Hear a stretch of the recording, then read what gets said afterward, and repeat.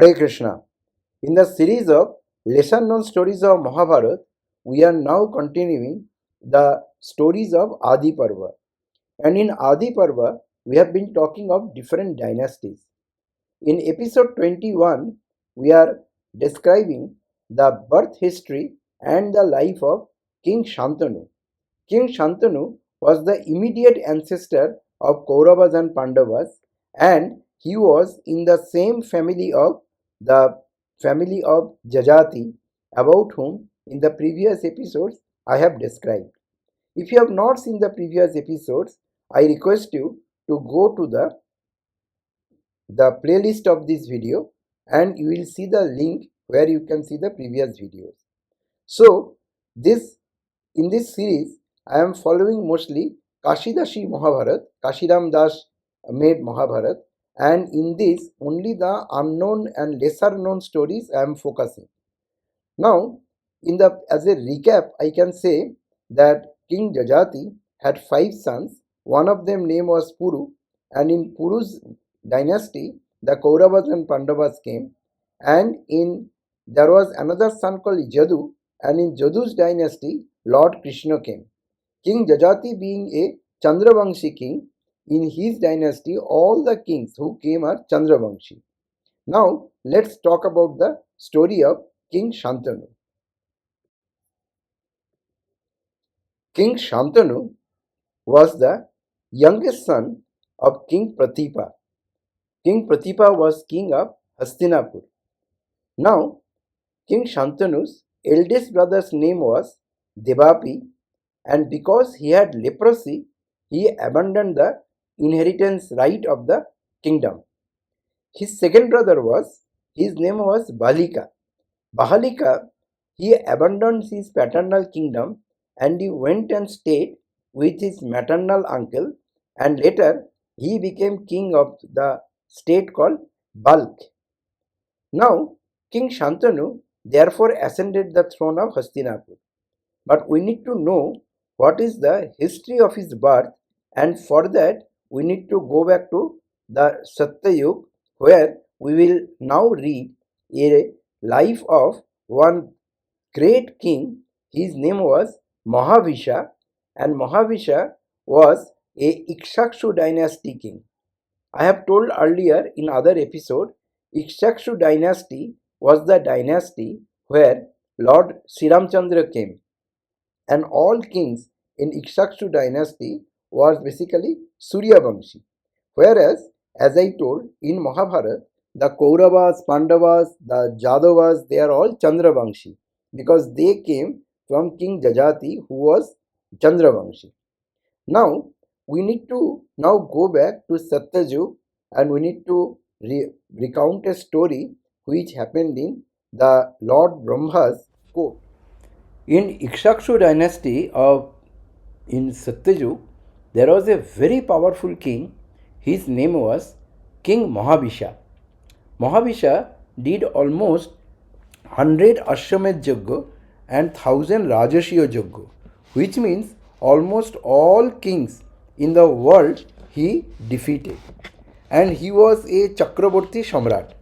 As I told you earlier that Ikshakshu Vamshi was Surya Vamshi, and our Kaurava Pandavas, they are all Chandra Vamshi. Now this Mahabhisha one time went to Lord Brahma's court for paying his obeisances to Lord Brahma and other lords. Now during that time there was a good celebration was going on, and all celestial beings like Gandharvas, Devatas, they were all enjoying dance and transcendental dance, music and all things in Brahma's court. Now everybody was in very good mood, but at that time, for some reason, because of some storm created by Varundev, the celestial river Ganges or Ganga, her dress flew away from the body. And when that happened, everybody became very ashamed because they were after all devatas and of very high quality, and they lowered their eyes.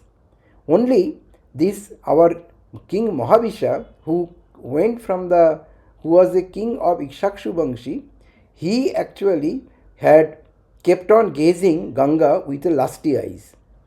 Now, Lord Brahma did not like it, and he immediately cursed him that because you have seen Ganga in the lusty eyes, you will have to take one more birth, and you cannot go back to the Godhead. You will have to take one more birth, and you will have to live a very long life in Martalok again. And also, he also gave curse to Ganga that because you were enjoying the gazing of Mahavishya, therefore you also will have to take birth in Martalok and you will have to be there permanently.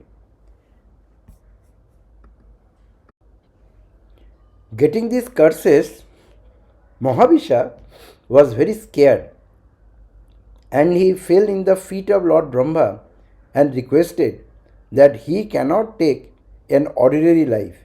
So he wanted to take birth as son of the Kuru king Pratipa. Pratipa was a very powerful king who was supposed to dominate the entire earth. In incident was happening when Ikshakshu king Mahavishya was in the heavenly kingdom of Lord Brahma, and therefore he wanted the boon that he wanted to take part in as a son of Pratipa, who is going to happen in Dwapar Yuga. So Lord Brahma agreed to that. And now the story will have to go to the Dwapar Yuga.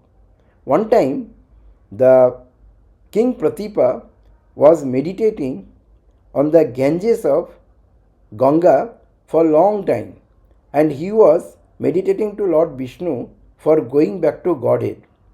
But where he already had renunciated all his wealth and he was in the process of meditating and only thinking of Lord.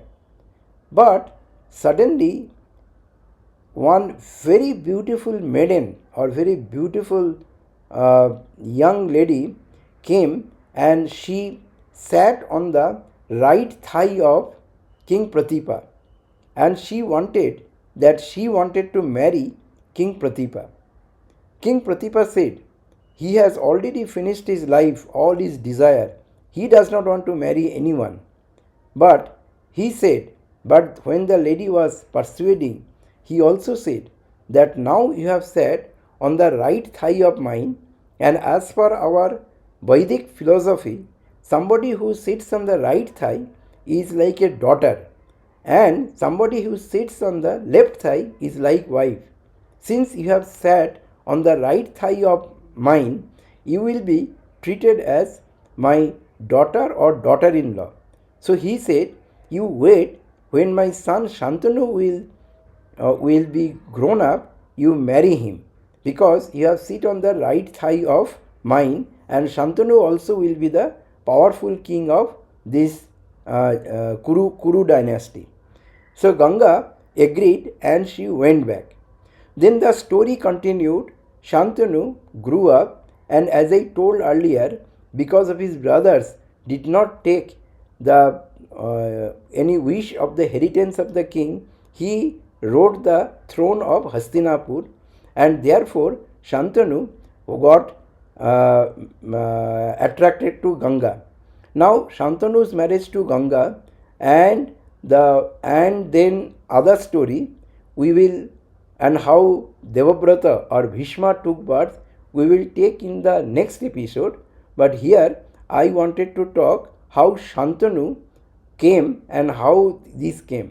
Now this Shantanu, who took as a son of Pratipa, is none other than the same Mahavishya who was cursed by Brahma, and he, being a very powerful king in Ikshakshu dynasty, he became also a very powerful king in Chandravamshi, and Shantanu was father of Devabrata Bhishma, and that story we will come to the next episode.